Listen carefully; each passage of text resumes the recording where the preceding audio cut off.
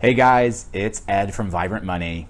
It's time we address one of the most misunderstood but critical topics in personal finance. I am talking about retirement planning.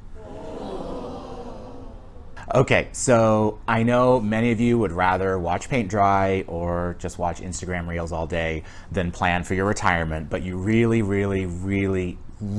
need to plan for your retirement. Because here's the deal. At some point, you're either going to want to or need to stop working. And when that happens, you don't want to be some leech on your family or on society because you didn't take care of yourself. No? Just me?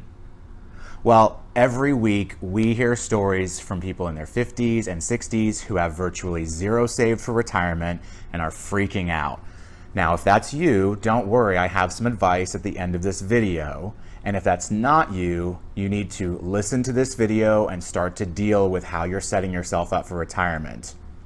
So today, I want to talk about how much money do you need to have saved by the time you retire? How much do you need to be putting aside each month to hit your goal? And what are the different types of retirement accounts out there? I'll also cover how to catch up if you find out that you're behind on planning for retirement. Now, before I get started, if you like this content, please tap the like button and hit the notification bell so that you can get the latest from Vibrant Money every time we publish a new video.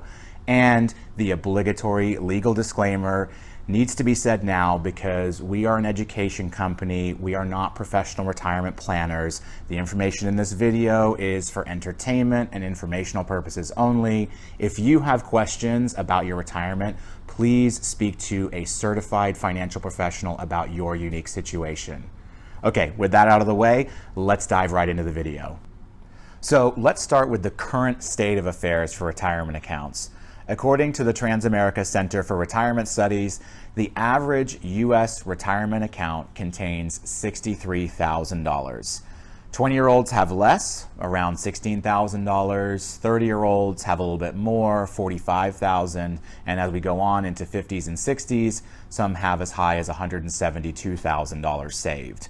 Now, this may seem like a lot of money, or maybe it doesn't seem like nearly enough. I'm here to tell you that none of these amounts are even remotely close to being able to retire. If you retire with $172,000, that money likely won't last you even 2 years during retirement. Because the fact is, people are living longer now, more than ever, so you'll need even more money than your parents or grandparents did when they retired. So I know this topic can be confronting for people, and maybe you're already feeling anxious or tense just thinking about this. Please just hang out here with me and let's work on this together. Like everything we teach at Vibrant Money, the first step is to get connected to your money.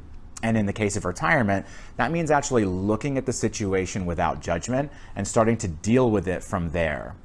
Also, for the purposes of this discussion, I'm going to be talking about a traditional retirement, which means you retire at age 65 or 67 and you work throughout your career and put money aside for retirement. There are other non-traditional retirement movements like FIRE, but I'm going to focus on the basics for this video.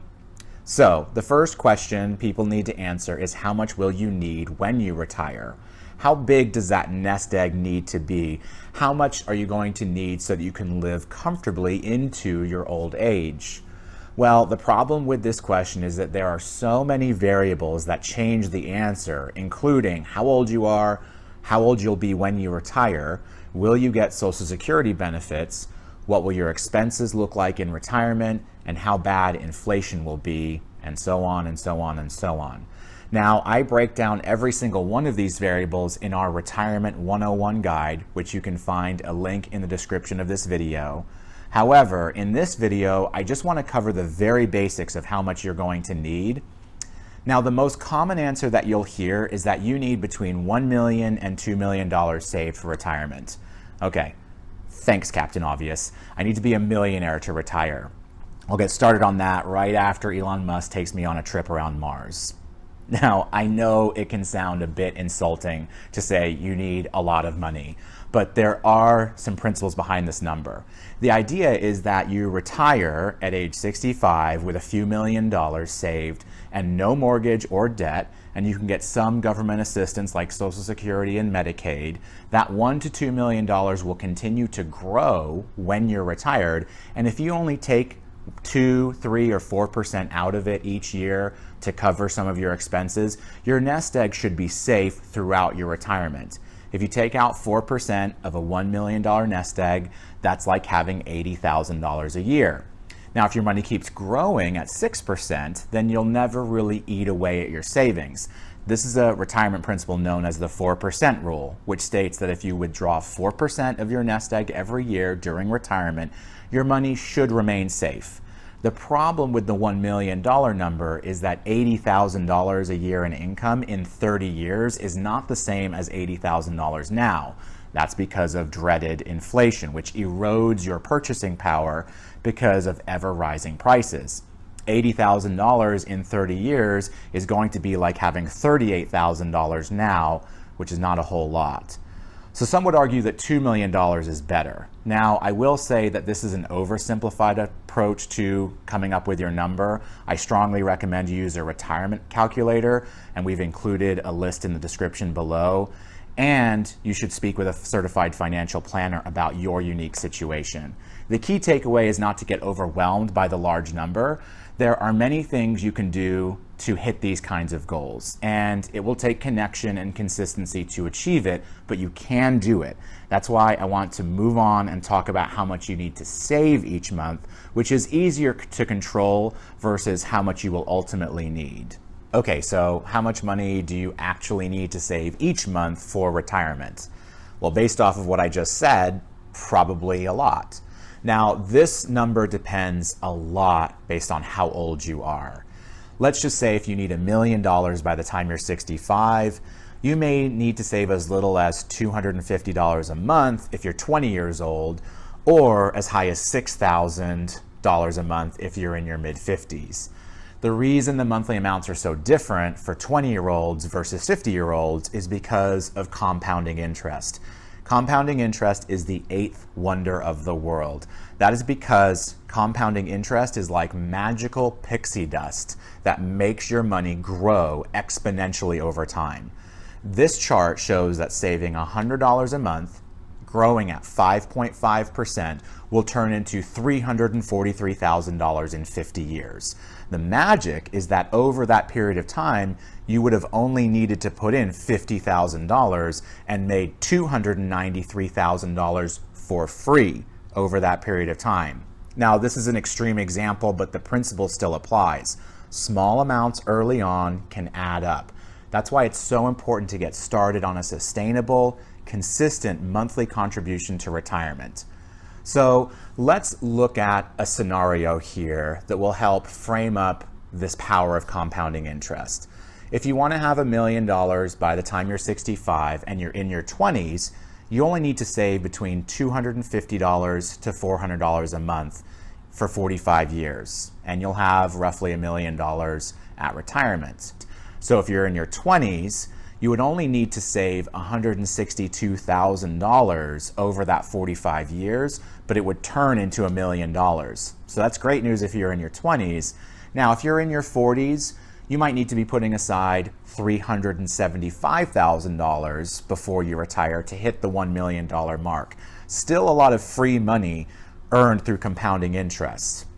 Now, this is usually the time where I lose people because they throw their hands up and they say, this is too big, the monthly numbers are too large, and I want to help you and encourage you to keep going and push through the temptation to look away. See, the key here is not to stress out about the big number or give up because you don't think you can save enough each month. The point here is to get started.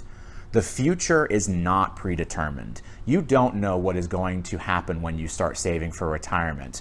Your money may grow faster than you realize. You may be able to increase your income in the coming years in ways you can't see right now. And there may be ways to increase your monthly contribution that you haven't explored yet. So that's why I want to simplify the whole thing and tell you the most effective way to come up with your monthly number. And that is to save 20% of your take-home pay. Your take-home pay is the amount of money you get on your paycheck. It's the money you get after you pay your taxes. So let's say you make $60,000 a year before paying your taxes. That's your gross income. That's approximately $3,750 a month in take-home pay, which means you should be saving $750 a month towards retirement. And if you earn $120,000 a year, your monthly take-home pay may be closer to $7,500. In this case, shoot for saving $1,500 a month. The beauty of this approach is that it's simple, easy to understand, and it increases as your income grows as well. Now, the catch is that we strongly recommend that before you start putting 20% towards retirement, that you're debt-free and have 7 months of living expenses saved. This is part of our Vibrant Money Financial Foundations. Now, you can read all about that 5-step process below, but the point here is that if you can contribute 20% of your take-home pay consistently to retirement and you're debt-free, your money will steadily grow and you'll never have to rob it for an emergency. Now, if you are older, you may need to contribute more than 20%, which may be challenging, which I'll cover later on in this video. However, if you're in your mid-20s, 30s, or 40s, saving 20% of your take-home pay is probably a good goal to start.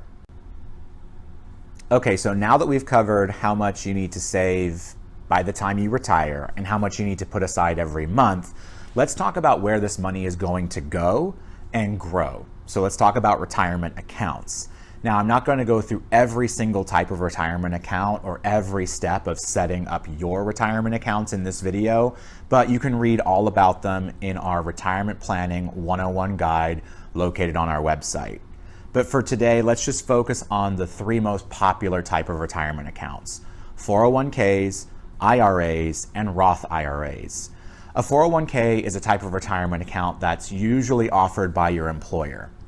So if you work for a company that offers a 401k plan, you should probably take advantage of it, especially if the company matches your contributions to the plan. The beauty of the 401k is that it feels like forced savings because your employer will usually take the money out of your paycheck and put it directly into your retirement account, which makes it less tempting to spend on something else. The other major benefit is that the money you put into your 401k every year is not taxable until you take it out during retirement. That means you will pay less taxes now because you put the money aside for retirement. The downside of 401ks is that they're usually only offered through employers, and they do sometimes have limited investment options that can also have high fees that eat into your growth. The good news is that you can contribute up to $19,500 per year into your 401k.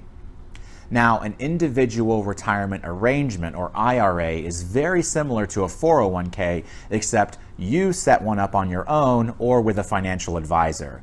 An IRA works the same way as a 401k because the money you put in is tax deductible, which means you don't pay income tax on it now. You pay the tax on it when you take it out in 15, 20, or 30 years. The downside is that there is a $6,000 maximum that you can contribute tax-free. Now, Roth IRAs are popular, and they're similar to IRAs because you can open one up on your own or with a financial advisor.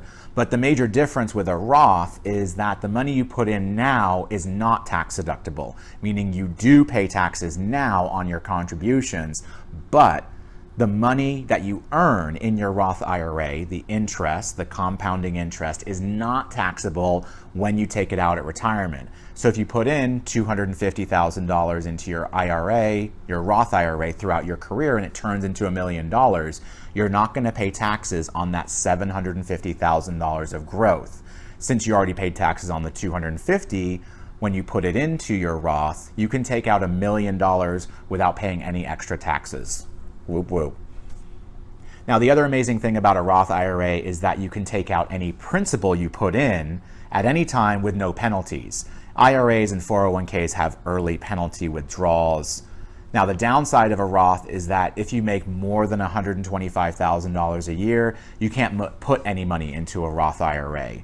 Now, for a complete rundown of these accounts and a comparison chart, head on over to myvibrantmoney.com/blog and read the Retirement Planning 101 guide. All right, so we've covered a lot of ground, and I want to come back to some of the fear or anxiety that people may be feeling when thinking about retirement. And I want to share with you a few tips to make your retirement goal much easier to achieve. Now, these are by no means easy or quick fixes, but they are more like milestones that if you achieve them, retirement's going to be a lot easier for you. The number one milestone to achieve is to own your home without a mortgage. If you can secure housing by purchasing a home and paying it off before you retire, that's going to lessen the burden of expenses during retirement, and it gives you options. You can rent out the apartment or house during retirement, or you can even get roommates. So it gives you lots of options. The second one is to be healthy, is to take care of your health now and maintain your health so you can control your healthcare costs later in life. The third is to consider relocating to an area with lower cost of living. Now, there are also things you can do to increase your monthly contribution to reach your goals faster. The first is to consciously cut back on your expenses. So if you can consciously reduce your expenses, you can contribute more to retirement. The lower your expenses, the more flexibility you'll have. Now, if you're looking for tips to save money in your budget every month, check out the Vibrant Money eBook, 10 Ways to Save $10,000. That can really help give you some ideas.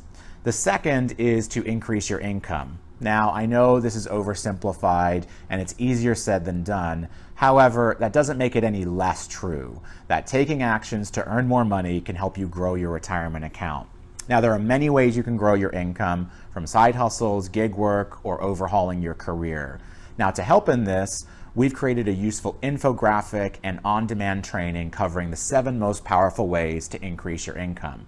So you can go to our website and grab that infographic and training. The third is to track your spending.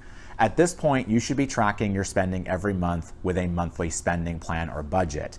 As you follow the plan, you can consciously work towards reducing your expenses. This is like a test run for how you'll actually live during retirement. So you should use a zero-based budgeting approach where you give every dollar a job every month, including retirement contributions. Now, you should be paying yourself first, which means making savings contributions as a part of your budget. So that's the rundown of retirement planning. Now, I want to know what questions you have about retirement or saving for retirement. Put them in the comments below, or you can also email us at hello@myvibrantmoney.com. Now, for a complete rundown of retirement accounts, investment strategies, types of assets, and a list of all of the retirement jargon and mumbo jumbo that you hear financial advisors talk about, head on over to our blog and read the Retirement Planning 101 guide. As always, thank you so much for watching. We'll see you next time. Bye.